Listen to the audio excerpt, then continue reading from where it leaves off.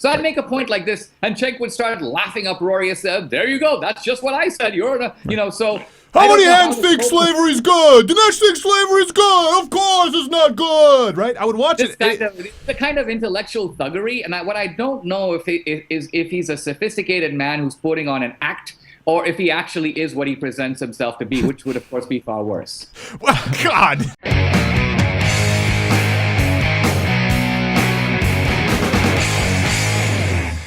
All right, glad to be back with our next guest. Never sure if people never know if you're amused by the dancing or immensely uncomfortable. No one knows. We're all uncomfortable. He has a film out right now. It's just going gangbusters. A book of the same name, Hillary's America. You already know who he is. You can run a Google search and find him.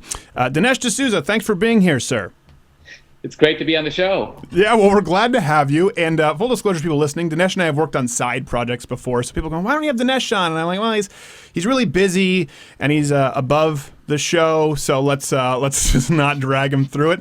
But your film and the book is doing really well. Obviously, you had kind of Obama's America before. Was the goal deliberately to try and affect the election or just to educate people? Well, the goal is to educate people in an election year. So I would say there's some of both.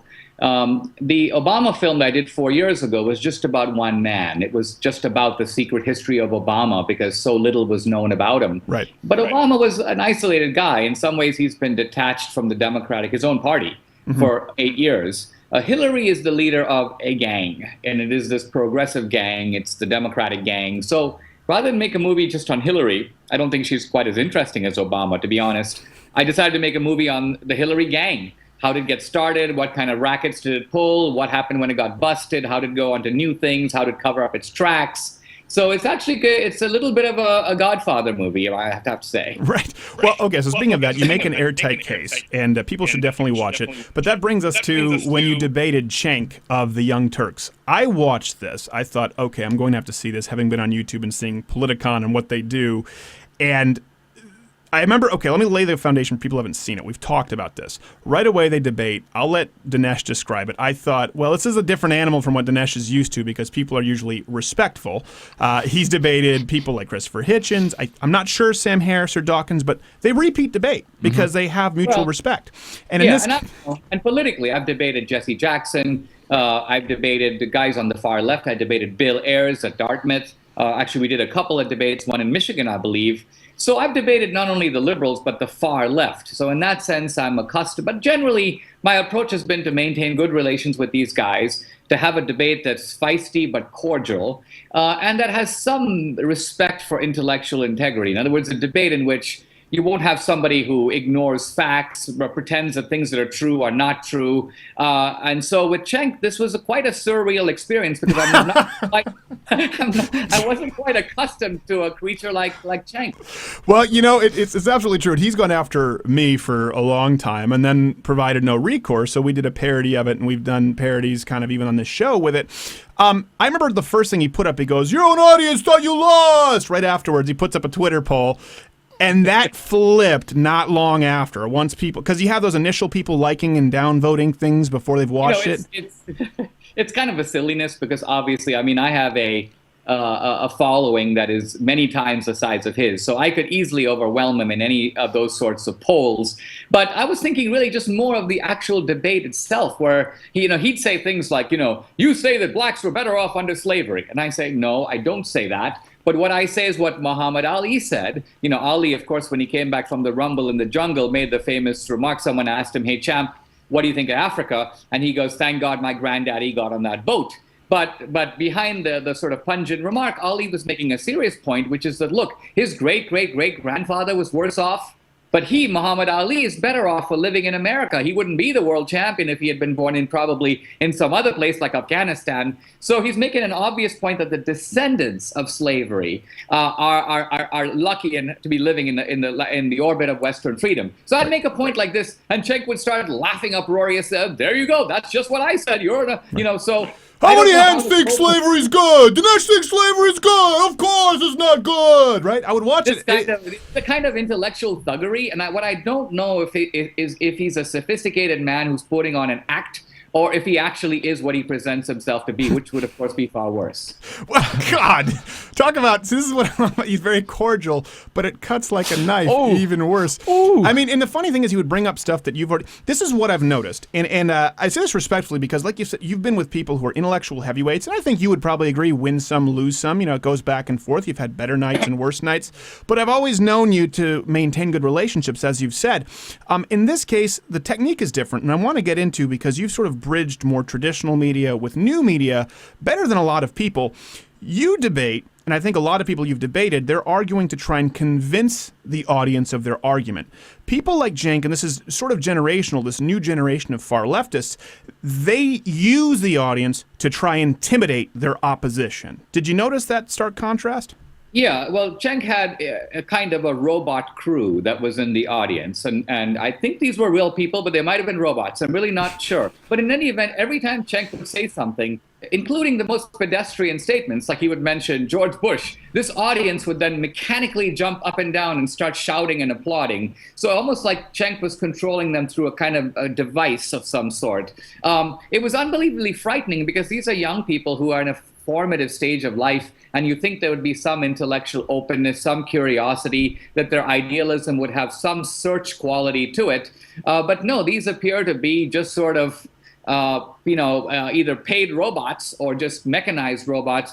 And so you got a sense of what, these, when you think of the mass movements of the 20th century, people cheering for Castro or cheering for Stalin, this sort of thing, this mass phenomenon, I got a little glimpse of it in Politicon that day. Okay, couple quick questions. Did you and Cenk shake hands off camera? Was he friendly? Did you make nice or no? I was certainly cordial with him, but I think what upset me wasn't so much his personal incivility. It wasn't that. It was just more that there was a certain kind of intellectual unwillingness to, like he'd say something like, well, as you know, Dinesh, all the Dixiecrats in the Democratic Party then became Republicans. And I would say, well, I'm familiar with the case of Strom Thurmond, but can you name a second case? Now, obviously, he couldn't, but he would say something like, there you go again, using your good old debating tactics. Now, of course, we're in a debate, so you think debating tactics would kind of be, if anywhere, that they'd be legitimate, it would be there. But this unwillingness to even, entertain a counter-argument, I just got the sense that I was debating a wall. But was he nice to you afterward? Was he nicer, polite? Because he was incredibly malicious and personal.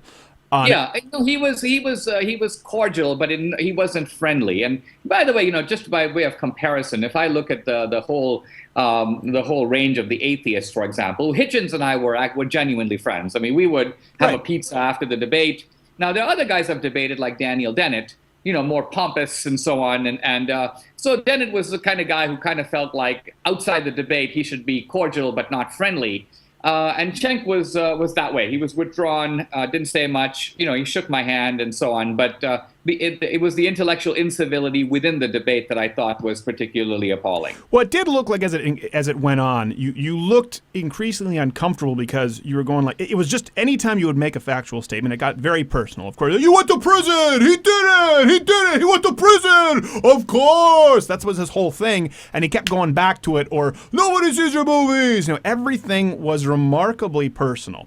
If you go, I don't mind it being personal. In other words, I would come back and say things like, Cenk, okay, look, I did exceed the campaign finance law, but justice isn't a matter of did you do it, but it's also a matter of does the penalty fit the crime? The other guys who did the same thing get the same penalty. So I maintain that no person in American history has ever been locked up for doing what I did.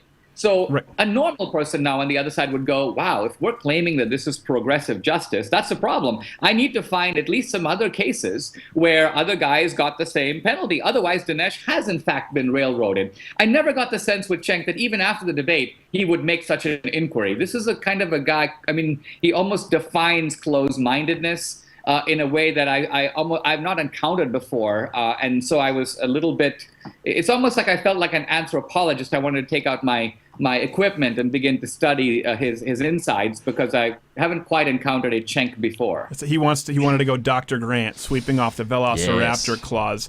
Only take a lot of digging to get to the center of Cenk. So I ask you that because is it true there are no cases what would they say are cases similar to yours, or is there nothing? Because I did look into it specifically comparable to yours, and I didn't find anything, but that doesn't mean something There that... are cases, and we know this because we search for them. I mean, I have a legal team that looked for them because when you go before a judge, you have to be prepared. The government looked really hard because they wanted to tell the judge, look, there are all these cases where these guys have gotten, but in fact, all the cases that they came up with involve corruption. In other words, someone is trying to buy an appointment or someone is trying to get a favor through a lawmaker. In my case, the candidate didn't even know. So there was no corruption involved or even alleged. And that's what makes this case particularly interesting. I think it's gonna go down in campaign finance history as a kind of a blip, a very interesting case that people will look at and go, what was that all about? Right. Well, people either have to say either he's the dumbest criminal in history who received no benefit whatsoever, or it's just something that's happened all the time. And like you said, they've railroaded him. And I think you've just touched on something. I've talked about this with the Second Amendment, the famous Heller case. The argument that loses, that's presented, is equally important, or the opposition argument. If there were a case, like you're saying, it would be in their best interest to say, well, here you go, here's a directly comparable case, open and shut. The fact that they weren't able to was very telling. And this is one thing, too. We've gotten into this with Facebook by filing a legal motion. You and I both know that what happens legally in a court that is legally observable is very different from social media drama. And you've been in both realms. You've been in the academic realm. You've been in the legal realm. And then this new social media realm, which you see with people like Cenk. The good side is anyone can have a voice. The bad part of that is that you have a lot of hacks who can still develop these huge followings just through dirt slinging. So does that concern you, the way it's shifting, bridging that gap? Do you think that's kind of just a small trend, a small blip, or do you think it could be dangerous? Well, I think that you're quite right, Stephen, that it could be a real benefit to democracy that we've got this kind of open channel, and that the kind of arguments that were previously confined to the Oxford Debating Society or PBS are now accessible to people, and people can not only listen, they can participate. And what I try to do is bridge the gap between academia and sort of popular discourse by speaking in a very conversational way. And I do this in the movie and in the book. So, for example, in Hillary's America, I make this claim. It's pretty startling. I say, in 1860, the year of the Civil War, no Republicans owned a slave. I say all the slaves in the United States, in the whole country, were owned by Democrats. Now, this is a very arresting factual claim. There's a very easy way to refute it. Hey, Dinesh, here is a list of 10 Republicans who own slaves, exactly. Right? I would have to retract the statement. But no one has been able to do that. So this is actually the way that I think public discourse should happen. It should happen by asserting and counter-asserting claims, by marshaling evidence, by making it accessible to people. And again, I'm not saying that there's no one on the progressive side who does that, because I think there probably are. Interestingly, with this movie and book, the left has not put anyone of any caliber up against us who's been able to seriously challenge, let alone refute, a single claim in the book or the movie. That's a very important point. I think they attack you more on style, kind of like you're saying you bridge the gap, and they're going, well, he's a former intellectual who's become pedestrian. But like you've said, it's making this accessible to people. And if anyone has read your books, frankly, my parents made me read Letters to a Young Christian, and being the young comedian, smartass that I was like, this is kind of dry. It's very intellectually written. And something new, you do both of those things, and you get railroaded regardless. Yeah, I mean, early in my career, I wrote books that were scholarly, that were supported by footnotes. Now I do that, but I also try very hard to make those books. My assumption in writing now is I assume my reader knows nothing about the subject, but is also really intelligent. Hillary's America, of course, it's available. It's available on DVD, digital, as well as paperback and hardcover. All of the above. There you go. I don't know. When will that be coming to beta? Okay. Don't jump the gun. So the DVD of the movie comes out in October. It's not available yet. It's still in theaters. And we're going to do an expanded release in September. If you'll let me, Hillary'sAmericaTheMovie.com, that's the website. That'll tell you where it's playing near you. Absolutely. Sorry, that's right. A little bit of timing there, where it's both released in theaters and the DVD before the election. I see where he's noodling it.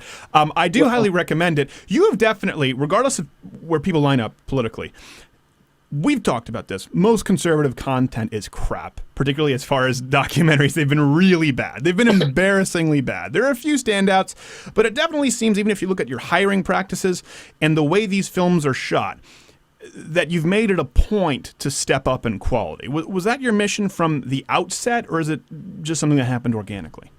Well, no, I knew nothing about making movies 4 years ago when I undertook 2016, but I did know that Christian and conservative movies tend to be sort of subpar, and that people feel a sense of duty. I've got to go to support the movie. Now, I don't want people to go to support my movie. I want people to go to be entertained and to learn a bunch of stuff and to come up moved and inspired and fired up. And so I wanted to make that type of a movie. Now, 2016 is that type of a movie, but it's also a simpler movie. It's the kind of movie that you could have shot on a handheld, a very nice handheld camera. But now that we're doing recreations of history and recreations of politics, we do them at a very sophisticated level. So, for example, the confinement center prison scenes in this movie, there are people who thought I actually shot them in prison. I couldn't, because actually my judge issued an order that I can't film my confinement, I can't film my teaching of English to immigrants, and I can't film my psychiatric counseling, which I'm sure you, Stephen, would have loved to see, the re-education of Dinesh D'Souza. I would also want to get the name of your doctor. It could probably help me out. It was an effort that failed, and my rehabilitation has been proclaimed incomplete. Right. Well, it's one thing to have, obviously, to seek help on your own. It's another to have a psychiatric evaluation and rehabilitation mandated, and then the end result isn't the opinion they want, maybe, and they go, well, listen, the guy's still conservative. This is a scary thing about guys like Cenk, is that, generally I would feel that with a goodwill guy on the other side, like, I have no desire to lock up Michael Moore or ruin him financially or subject him to psychiatric. I would never think that way.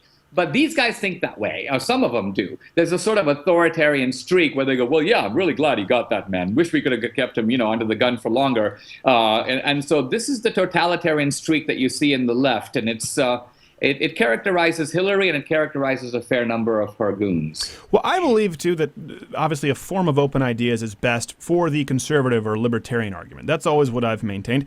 And so have you seen, with good example, unedited, the Dinesh Cenk debate? I would recommend you go review it. Of course, go to go see Hillary's America. But this is something that was very compelling to me. Have you noticed, since that is as open and unedited as could possibly be, an influx of new fans from that, because they just go, all right, I haven't seen this before? Well, I noticed two things. One is that I noticed that an influx of new fans, a lot of younger people, who wouldn't normally have probably come across my work. The other thing is I went on the Young Turks channel and I began to look at the feedback on Cenk's site.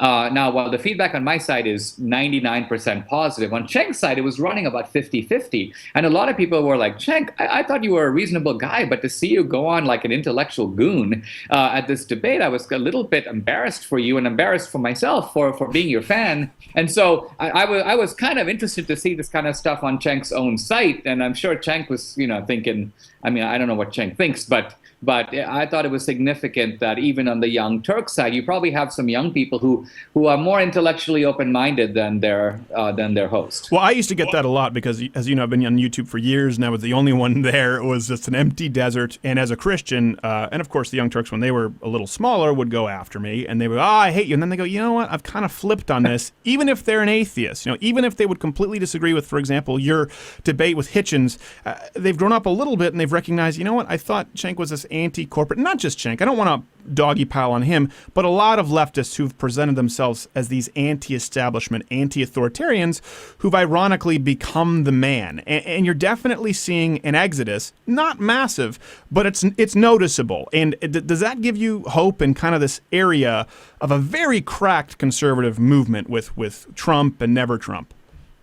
Yeah, well, on the left, you've seen these sites like Gawker and Daily Beast and Mediaite and so on, and you've got these guys, and many of them are, 2 years out of college, and they don't know anything, so they'll say things to me like, Dinesh, have you ever heard of the Nixon Southern strategy? And I'm like, yeah, not only have I heard about it, I've written extensively about these things. I wrote a 2,000-page book called The End of Racism. I'm very familiar with all these things, but they have this sort of, idiot way of lecturing me about things that I'm that sort of everything that they know on the topic was my starting point 20 years ago. So I don't quite know what to make of this. I try to engage them in dialogue by saying things like, well, who actually won the Deep South in '68? It really wasn't Nixon. It was the segregationist Democrat Wallace. And that Nixon won the Upper South, so the least racist South. As the South became less racist, it became more Republican. So I'd love to have real debates about these things, like the big switch and so on. But the quality of the debate, it throws me back to when I was 20 and I looked up to people like Irving Kristol, Bill Buckley, Solzhenitsyn, Hayek, Milton Friedman. And I realized that those guys were writing in small magazines and in different forums, and the world is different now. But it is pathetic to see the lowering of the intellectual lowering that has happened between then and now.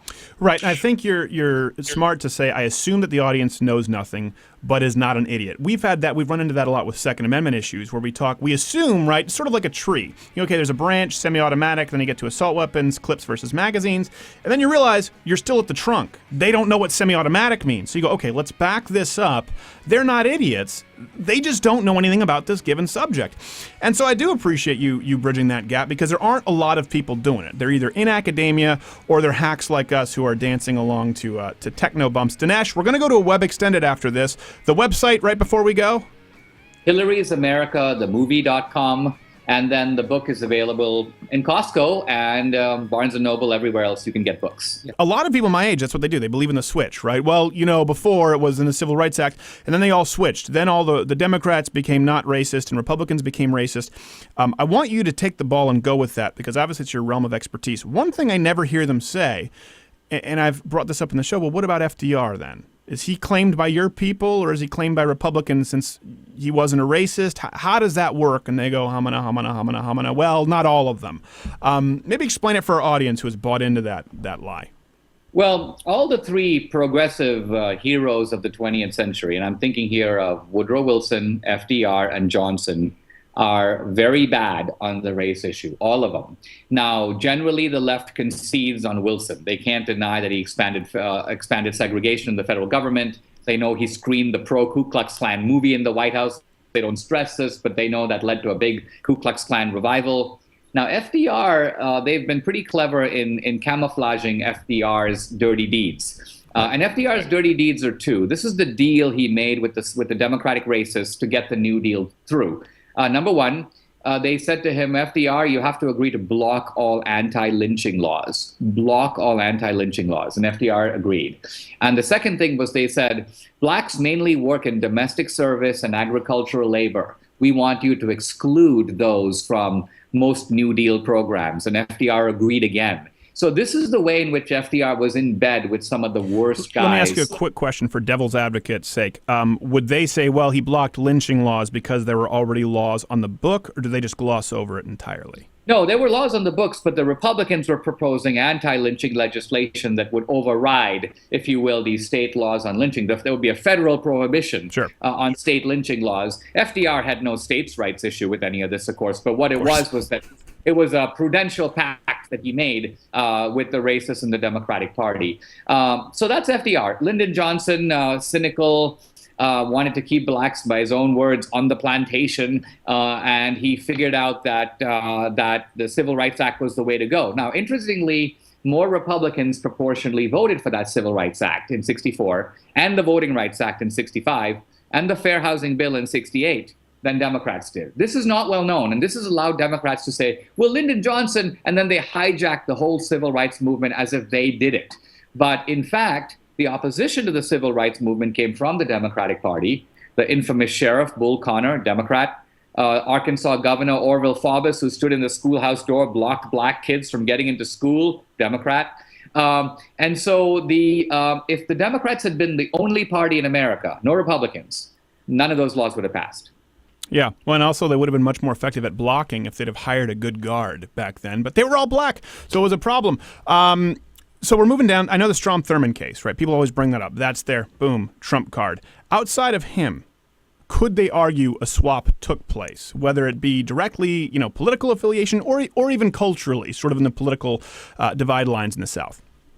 Now, there was the swap that they talk about did not take place. But there was a different swap that did take place that has nothing to do with race. So, for example, the swap that did not take place, if you look at the Dixiecrats, you make a list of them, it's a pretty big list. Strom Thurmond is the only one who moved over to the Republican Party. So this is a case hinging on one guy. The rest of the Dixiecrats, they were happy to be Democrats. They went right back in the Democratic Party. They were lionized by the Democrats till the day they died. A good example of this is Robert Byrd, former member of the Ku Klux Klan. I mean, Obama went to his funeral. Bill Clinton was there. Clinton, by the way, made a very interesting statement. He goes, "You can't blame good old Robert Byrd for being in the Klan because," and now I open quotes, "you had to be in the Klan to advance in the Democratic Party." Right. Kind of a very interesting admission. It's also important to note context. I've said this. Robert Byrd didn't dabble in the Klan. He didn't do it as a necessity. He was high up there. He practically had Klan dental in a company car. Let's not kid ourselves. Well, and the Grand Wizard, I believe, is the one who said to him, young Bob, you got a lot of talent. You need to go into politics. This is from Byrd's own account of how he first went into politics. So, when he said the N-word on national television, was it 2001 or 2004? Repeatedly, in a racist context. You got a lot of white N-words. You have white N-words out there. And he said it twice. Like he didn't even realize you don't say this anymore. So it's not like he left it in the past in the 70s. This was still seeping through in the 2000s.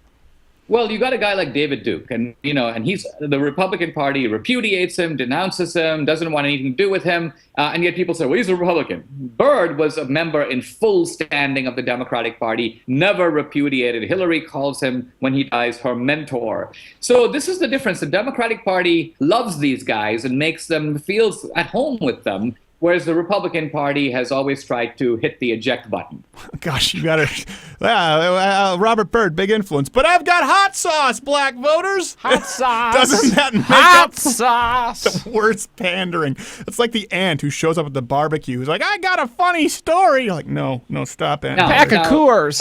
Coming back to the switch, it is true that the blacks who used to be Republicans, the party of Lincoln, did move over to the Democratic Party, but they didn't do it because of race. They did it in the 30s because of the promises and actual economic benefits of the New Deal. So you may almost say that blacks were bribed into it. They knew that they were leaving the party of Lincoln and emancipation and the 13th, 14th, and 15th Amendment, and they were joining the party of segregation and the Ku Klux Klan. Now, white Republicans, white Democrats did move over to the Republican Party, but that was between the 70s and the 90s, basically in the Reagan era. Again, this has nothing to do with bigotry. Reagan was appealing to patriotism, free markets, traditional values, Christianity, and those are the issues that caused the non-racist South to swivel over to the Republican Party. Which makes it even more interesting if it occurred before what they need to be the timeline for their swap, because it would only reiterate the idea that racists found solace in the Democratic Party. Right. So the big switch is really a big scam. I mean, it's the last-ditch defense of the Democrats. See, the first thing is they kind of have to admit their involvement in slavery. So they go, Dinesh, why are we talking about the antebellum crimes of the Democratic Party? And I go, well, I'm also talking about the post-bellum crimes of the Democratic Party. Who invented segregation? Who passed all the segregation laws in the South? Who started the Ku Klux Klan? Who revived the Ku Klux Klan? Who used the Klan as the domestic terrorist arm of a political party for 30 years? Who was in bed with fascism in the 30s? Who interned the Japanese Americans in World War II? So then they go, because they now realize this is getting uncomfortably close to the present, they then go, well, big switch, big switch. So the big switch is like the lawyer who said initially, my client was not on the scene. Then, yes, he was on the scene, but, he wasn't the one who fired the fatal shot. And then finally, well, yeah, he did, but it was in self-defense. So we have this kind of migrating leftist attempt to exonerate the Democratic Party, which in fact has been not only implicated, it's been the perpetrator of the vilest deeds of American history. Gosh, that is a great put it in a nutshell. So let me bring you to the final point then, because they'll say, well, let's get past what happened in the 20s, 30s, 40s, 50s, 60s, 70s. Let's go past that. Today, racism is owned by the Republican Party. I maintain that, listen, no party owns racism. I don't say the Democratic Party today is a party of racism. I don't believe that. Nor do I believe that the Republican Party is a party of racism. But they argue the opposite. Racism only exists in the Republican Party today. Well, neither party is involved in racism in the old sense. And so, for example, a good metaphor of this would be the Klan. The Klan today is essentially defunct. There's no real effective organization called the Klan. I mean, the Klan used to have 2 to 5 million members. members. They could march tens of thousands of people down Fifth Avenue in the 20s, burning crosses and shouting racist slogans. That Klan does not exist. But I would argue, I was actually reading a book by the historian Kenneth Stamp, and it's on the old slave plantation. It's called The Peculiar Institution. And he describes the 5 features of the slave plantation. I think this is really interesting because all the 5 features he mentions are present today, but they're present on the urban plantations that the Democrats are running in the inner cities. And so Kenneth Stamp says, number 1, on the typical old slave plantation, you have ramshackle dwellings, houses, but they're in disarray. Second, you have the family structure is all broken down, a lot of illegitimacy, whose kids are whose, you don't really know. That's the nature of slavery. Third, a lot of violence that's necessary to keep the place together, because slavery is based on coercion. You have to force people, you have to whip them, beat them, etc. Fourth, everybody has a minimum provision. You get food, you get health care, but nobody gets ahead. Nobody gets a good education, no ladders of opportunity, nihilism, hopelessness, and despair. So you take all these elements and ask, how's it really different today in inner city Oakland or Detroit or Chicago? I think the main difference is that in the old days, the Democrats who ran those slave plantations too wanted to steal people's labor. They wanted labor, and they wanted labor for free. Right. Now what they want is votes. They want votes, and they don't care about these people. And that's why they remain in misery, and the Democrats are perfectly happy to keep them there as long as they keep voting 80 to 90% for the party that's running the plantation. Well, that's a good point. I mean, even look at Milwaukee. I said, well, Milwaukee's been run entirely by leftist Democrats for over half a century. And someone said, nuh-uh. And they pointed out there was a socialist there, an actual socialist, a socialist party. Went, all right, I'll give you that one, about 60-something years. And these are the results. I mean, I don't think anyone could argue with the results as far as leftist cities versus certainly more, I guess, conservative, right-wing, limited government petri dishes like Texas or Dallas, but they argue culturally that racism is more alive on the right, and I just don't see it. I see it across all spectrums, and I try and be even-handed with that. Let's probe this for a moment, Stephen, though, because it's an important issue. Take something like people say, well, who's the party of states' rights today?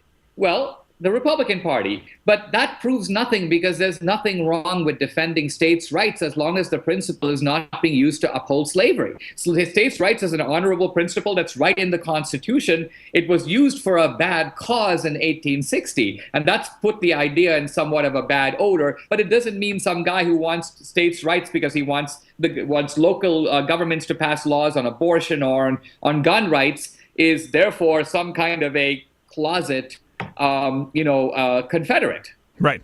Well, the problem is there was the whole Confederate uproar a while ago where people were defending Confederacy, the Confederacy under states' rights. I'm going, no, because that does supersede natural rights of people being free.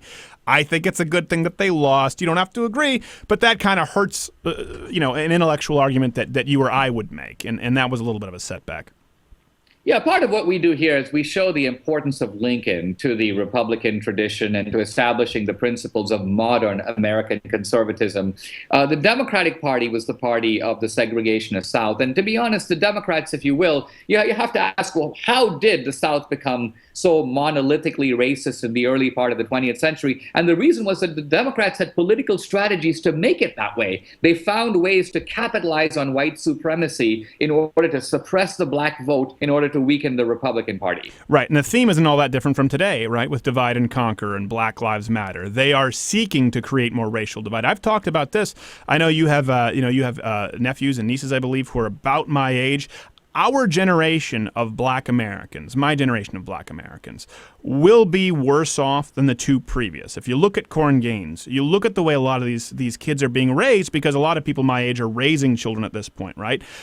It is scary, and it's very different from even the 80s or 90s where I was raised as a kid, where we had black friends, you didn't even think about it. Now there is so much more racial divide. You have white content, you have white entertainment, you have black entertainment. And if one crosses that line, if you just see it on Twitter, they are excoriated by the black community. There have been some steps taken back, and I argue that's by design. You see it by big leftists who they have a vested interest in us being divided and stoking the fires of a racial war. And well, this is why we've seen no racial progress and a good deal of regress under Obama. One might have expected or hoped for something different. With Hillary, I think she's a different bird than Obama is, by the way. And even though the two of them have common threads and they both were tutored by Alinsky or by Alinskyites, I think the difference is that Obama, at the end of the day, is an ideologue. And his ideology, to my way of thinking, is pathetic, it's twisted, it's deformed, it reflects Obama's own miserable childhood. But nevertheless, he believes it, poor man. He thinks he's making America and the world better. And Hillary, on the other hand, I think the Clintons are not that way. They're more like Bonnie and Clyde. These are two grifters, they're two rip-off artists. They belong right out of Mark Twain. They were running rackets in the Arkansas days, stealing 50 cents here, making a buck over there. When they got to the White House, they're renting the Lincoln bedroom. They're lifting pictures off the walls and taking curios out of the cabinets. I mean, they're selling pardons to big-time racketeers and felons. So this is how they operate, and this is what I think we're up for. Not so much an ideological America, but a gangsterized America, and that's what the Clintons represent. I think it's an important contrast to make. Hillary's America, the movie.com. I've got that correct, right? Yes, you do, and the book of the same title. And the book of the same title, and of course it'll be out on DVD before the election. Everyone, please go out there and watch it. Listen, even if you're listening, you're an atheist, leftist. We have a lot of those people. Hear what the other side has to say. Dinesh, thank you, sir. My pleasure.